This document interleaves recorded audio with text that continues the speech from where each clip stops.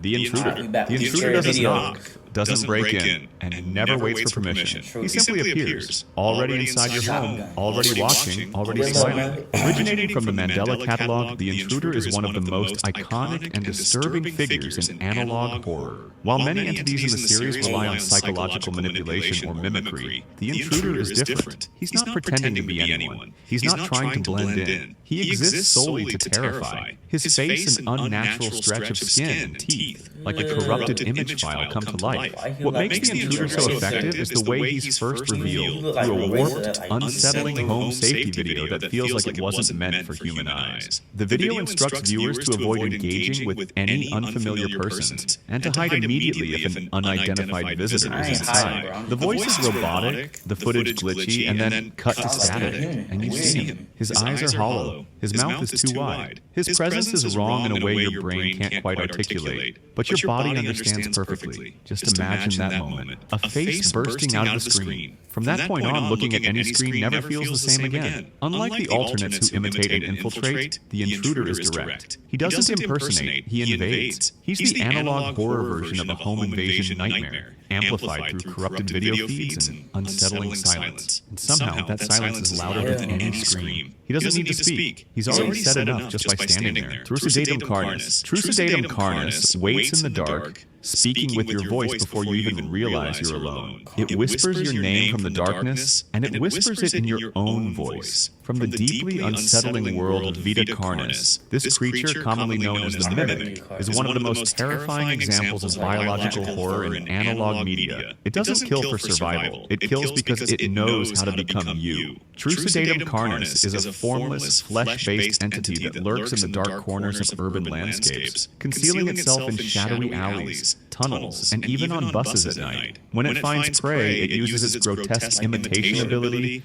to reproduce the exact voice of a human it has previously encountered. It starts with something small, a name, a cough, maybe a laugh, just enough to make you turn your head, and that's when it learns more. Unlike classic doppelganger myths, the Mimic doesn't need to look like you. It becomes you in the dark when no one else is around. It feeds not just on flesh, but on recognition. The moment you say, "Who's there?" it has already won. I can already tell you're imagining how disturbing it would be to hear your own voice in the dark. Its voice gets smoother with each victim. The more it learns, the more convincing it becomes. Eventually, it doesn't just sound like you, it speaks like you think. Vita Carnis presents Trucidatum Carnis not as a wild animal, but as a horrifying evolutionary anomaly, one that has adapted to mimic the most dangerous creature on the planet. You don't see it coming, you just hear it. And it sounds exactly like home, the Iris. The Iris is more than a watcher. It is a presence that rewrites the world simply by observing it. From Gemini Home Entertainment, the Iris is not a creature you can fight or even fully comprehend. It is a sentient, cosmic-level entity that exists outside of time and biology, more of an idea than an organism,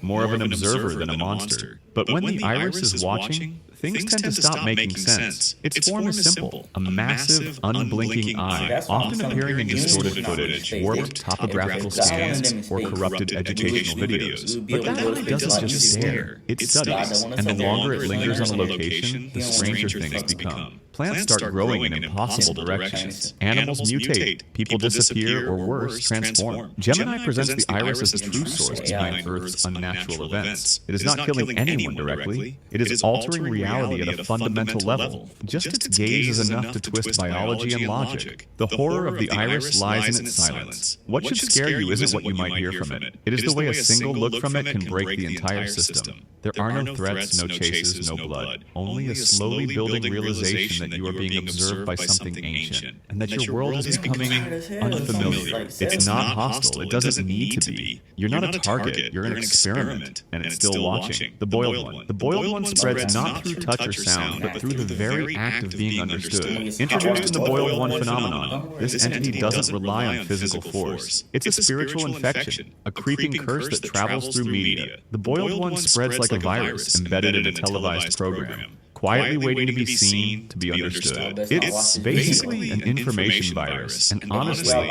it is definitely sneakier than YouTube recommendations. Because once you understand it, it's already too late. What is it exactly?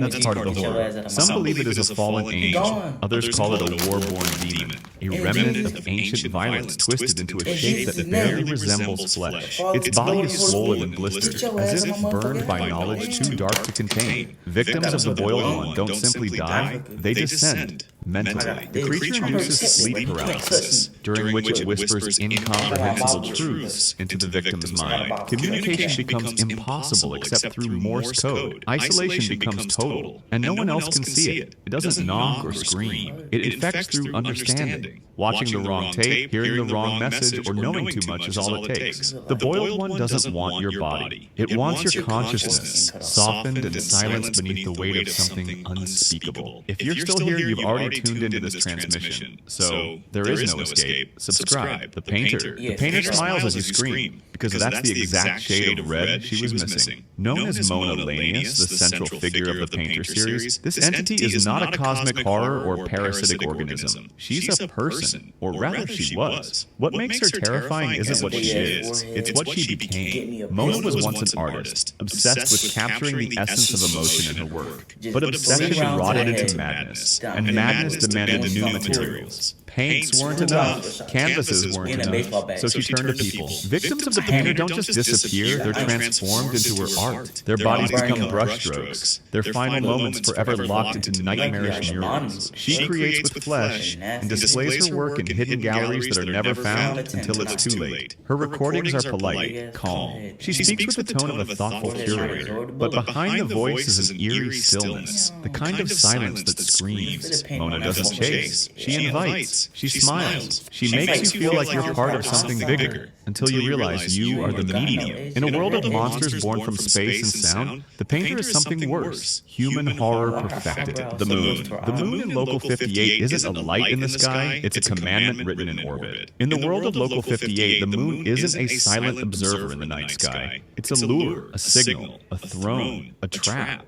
For centuries, we've looked up at it for guidance, for wonder, for light. But in this reality, looking up is the last thing you should do. The moon's presence in Local 58 is never direct. It speaks through hijacked broadcasts, subliminal messages, and eerie public service announcements. One infamous message simply reads, "Do not look at the moon." And yet people do. Because the real terror isn't in what it does, it's in how it makes you want to obey it. There are recordings of people walking outside in the middle of the night, eyes locked upward, emotionless. They don't respond. They don't speak. They simply walk toward the light, toward whatever is waiting. At one point, a dashboard camera captures a man driving through the woods at night. Screams echo in the distance. The moon hangs low above the treetops, glowing unnaturally. Then the feed cuts, and something breaks through. Not from the sky, but out of it. Local 58 never shows the moon attacking. It doesn't need to. It's worshipped by those who've seen it long enough. In this version of reality, the moon isn't a celestial body. It's an ancient invitation. They say you shouldn't look, but you just can't help yourself, can you?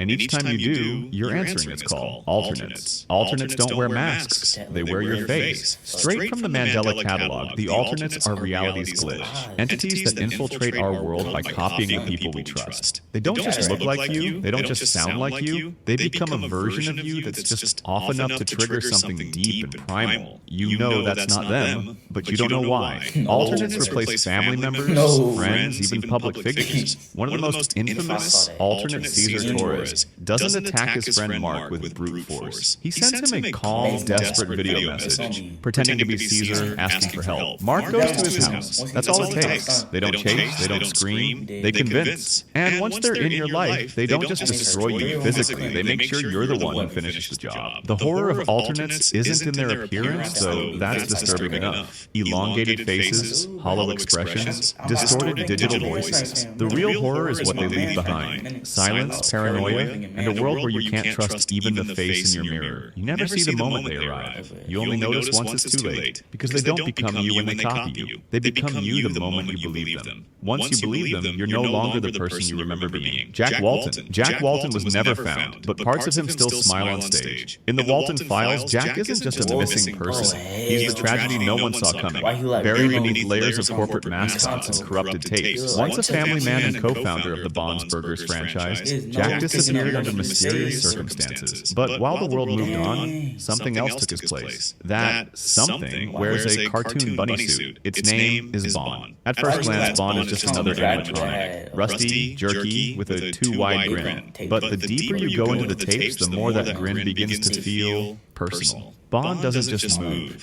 He reacts. He remembers. And that's because he's not just a machine. He's a coffin. Jack's consciousness, grief, or maybe just his pain has fused with the animatronic. The result isn't a haunted robot. It's a grieving father with no voice, trapped in a corporate mascot built to entertain children. The horror here isn't loud. It's slow. It's in the glitchy training videos, in the missing posters, in the way Bond tilts his head like he knows exactly who you are. Jack Walton never left Bob's Burgers. He just stopped being Jack. Honestly, I have to admit, just talking about some of these still creeps me out a little. Out of all the monsters we covered, which one got under your skin the most? Let us know in the comments, because if you don't, well, they might. If you made it all the way to the end, don't forget to like and subscribe. And hey, here's hoping I don't have any nightmares tonight. See you next time.